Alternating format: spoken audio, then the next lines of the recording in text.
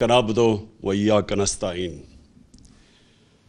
मेरे पाकिस्तानियों, आज आपको मैंने सबको इस महंगाई के ख़िलाफ़ मुज़ाहरा करने के लिए मैंने आज आप सबको इसलिए कहा कि आप निकलें, क्योंकि अल्लाह का हुक्म है कि जब जुल्म और नाइंसाफ़ी होती है तो हमारे ऊपर फ़र्ज़ हो जाता है कि हम जद्दोजहद करें, क्योंकि जद्दोजहद या जहाद ये हमारी बेहतरी के लिए होता है कि जब हम जुल्म और नाइंसाफ़ी के ख़िलाफ़ जब हम जद्दोजहद करते हैं तो हम अपनी बेहतरी करते हैं। और तीन किस्म की जहाद है। एक तो हथियारों की है, एक जो सबसे कमज़ोर, अब दिल में कई लोग सोचते हैं कि जुल्म हो रहा है लेकिन कुछ नहीं करते, दिल में कुढ़ते हैं। लेकिन ये जो दूसरी जहाद है, ये आवाज़ की जहाद है, ये मुंह से प्रोटेस्ट करने की जहाद है। और ये इसलिए ज़रूरी है, और ये हर जमहूरियत के अंदर इंसानों को अल्लाह जमहूरियत हक देती है। अल्लाह तो हमें हमारे पे फ़र्ज़ कर देता है कि हम जब माशरे में नाइंसाफ़ी देखते हैं तो हम अपनी आवाज़ बुलंद करें। इसलिए मैंने आज आप सबको इस प्रोटेस्ट के लिए आज मैंने कहा कि आपकी बेहतरी के लिए आप निकलें, क्योंकि मुझे खौफ है कि ये जो अभी कीमतें बढ़ी हैं ये यहाँ रुकेंगे नहीं। जो हम आगे देख रहे हैं ये अभी मज़ीद और बढ़ने वाली है, और जो फिर इसका जो मुतासिर होगा इससे, वो हमारा सारा निचला तबका, हमारा सफ़ेद पोश, हमारा तनख्वाहदार, ख़ास तौर पे हमारे किसान, क्योंकि उनको ये बड़ा मुतासर करेगा, ये जो ख़ास तौर पे जो डीज़ल और बिजली की कीमत ऊपर गई हैं। तो मैं सबसे पहले आज मैं ये, और सारे पाकिस्तानियों का ये सवाल है कि ये क्या हुआ कि जब से ये अदम एतमाद हुई है उसके बाद ये मुल्क के अंदर ये क्या तूफ़ान आ गया।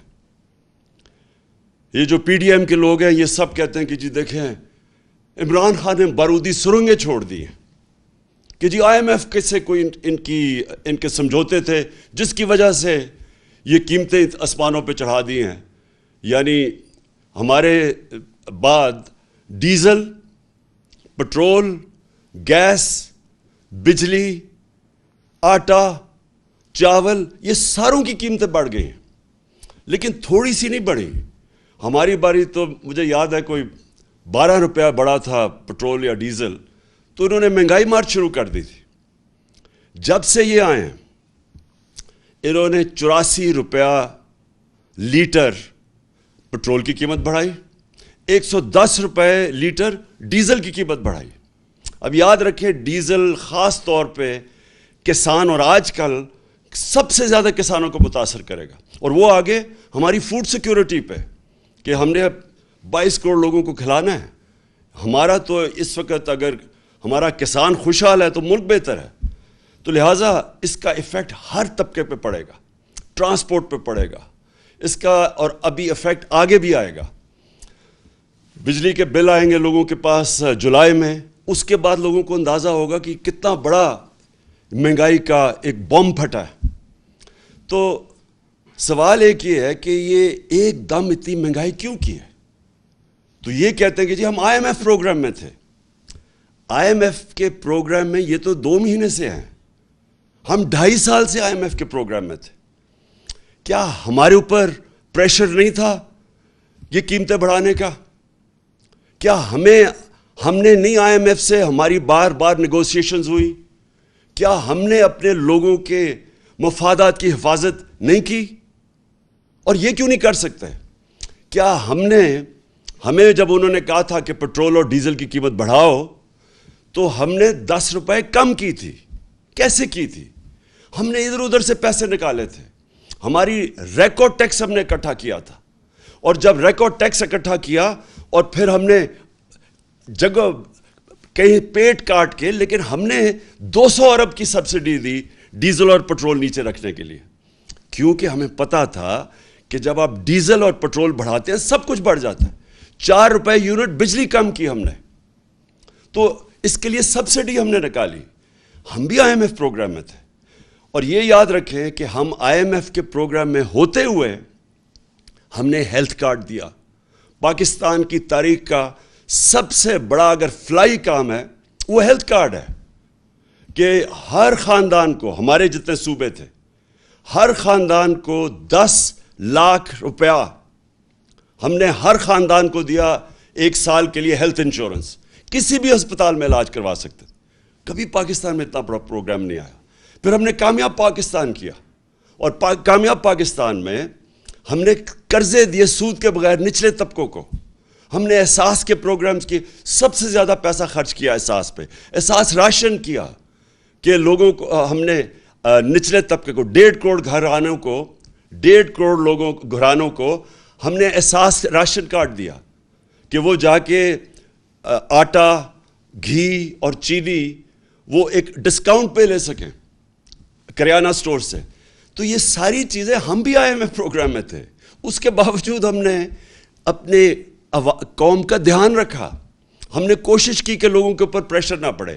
یہ کہتے ہیں کہ جناب دنیا میں عالمی مہنگائی ہو گئی. عالمی مہنگائی تو پچھلی گرمیوں سے ہے. یہ جو ساری قیمتیں بڑھی ہیں یہ تو پچھلی گرمیوں سے بڑھ رہی ہیں. تو یہ ہمیں بھی سارا کچھ فیس کیا. کہنے کا مقصد یہ ہے کہ آج یہ کیا اتنا بڑا طوفان آیا کہ ہماری مہنگائی بھی اسمانوں پہ چلی گئی اور مزید اور جانی ہے. اور اس کے بعد جو ہماری معیشت ہے, جو نقصان ادھر ہو رہا ہے. یہ جب کہتے ہیں کہ جی ہمیں بڑا مشکل برا پاکستان ملا, برا تو ہمیں ملا تھا مشکل وقت. یہ چھوڑ کے گئے تھے جو اصل بارودی سرنگ تھی, اس کو کہتے ہیں کرنٹ اکاؤنٹ ڈیفیسٹ, بیرونی خسارہ, کیونکہ وہ ڈالرز کے اندر خسارہ ہوتا ہے. پاکستان کی تاریخ کا یہ سب سے بڑا خسارہ چھوڑ کے گئے تھے, 20 ارب ڈالر. اس کے باوجود تیسرے سال میں ہم بالکل خسارہ کم کر چکے تھے, اور خسارہ بھی کم کیا, اور 5.6% پہ ہماری اکانومی بڑھ رہی تھی.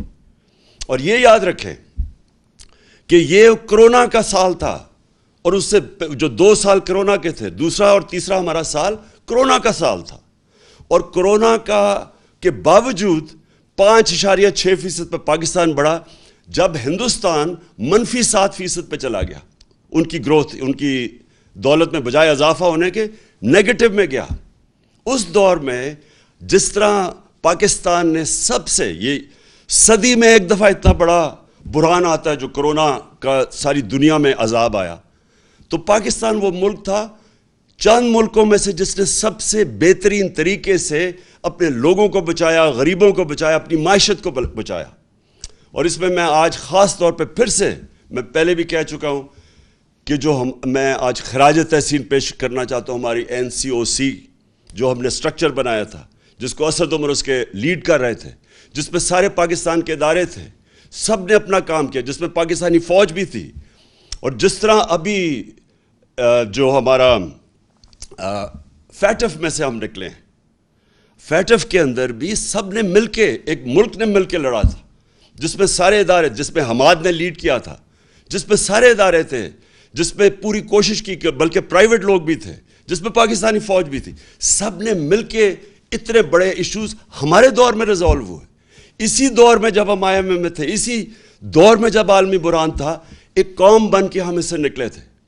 یہ جو آج پھنسے ہوئے ہیں, یہ جو آج ہماری ساری جو اتنی مشکلوں سے ملک کو ہم نکول کے یہاں لے کے آئے تھے, آج مہنگائی کے علاوہ جو ہماری معیشت ہے خطرے میں ہے.